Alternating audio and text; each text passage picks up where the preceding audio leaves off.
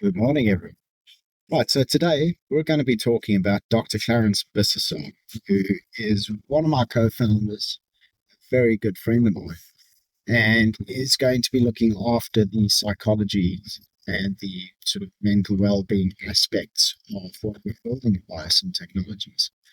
Now, Clarence is a bit different to the rest of us in that he doesn't have much of an online presence at all. He has a Facebook that he uses for personal, family, and friends, but he's got no LinkedIn profile.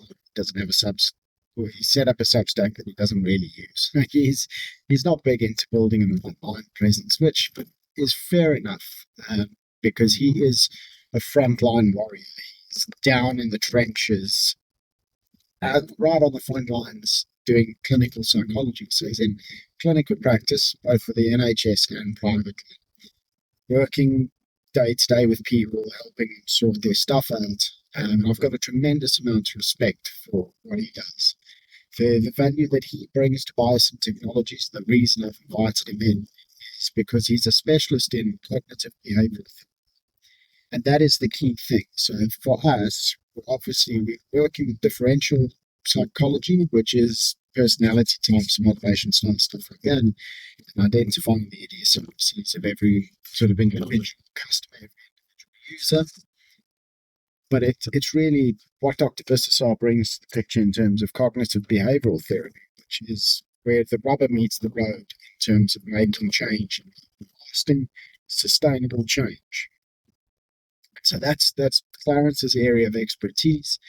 He's curating the data library upon which AI will be trained. He's also going to help us make sure that we've got the appropriate guardrails in place. And refer you back to my video. We spoke about the guardrails and all the major AIs, the sort of large language models. Their guardrails are all about liability, reducing liability for AI, Anthropic, Google, so on and so forth. Our guardrails are not going to be worried about liability. Our guardrails are going to be set up such that we make sure that we are directing people properly according to what science actually shows, what the data actually shows.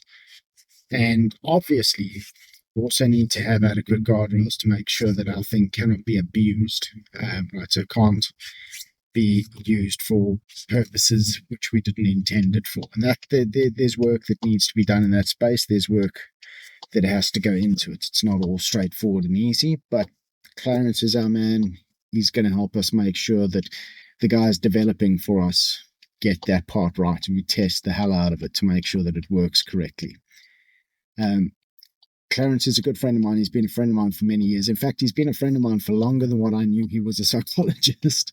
He's very quiet about his work. He doesn't like to boast. He's a proper salt of the earth, genuinely good person. Like, there's no ulterior motives. There's no nonsense. There's no ego with Clarence. He's a genuinely down to earth, salt of the earth, nice guy, and it's he's like a brother from another mother.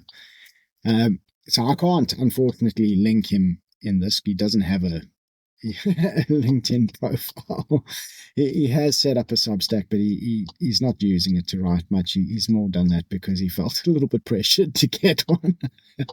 And he's just a really, really genuine guy. I am trying to convince him to come onto my podcast at some point. I would love to interview him.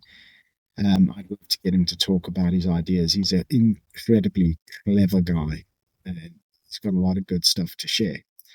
But so that's Dr. Clarence Bissessar. He is, like I say, salt of the earth. Good man. And he's the guy who's going to make sure that we get our psychology enhancement right. And that is our key differentiator from anything else that's going. That is the thing that's going to set us apart from everyone else who's come before us.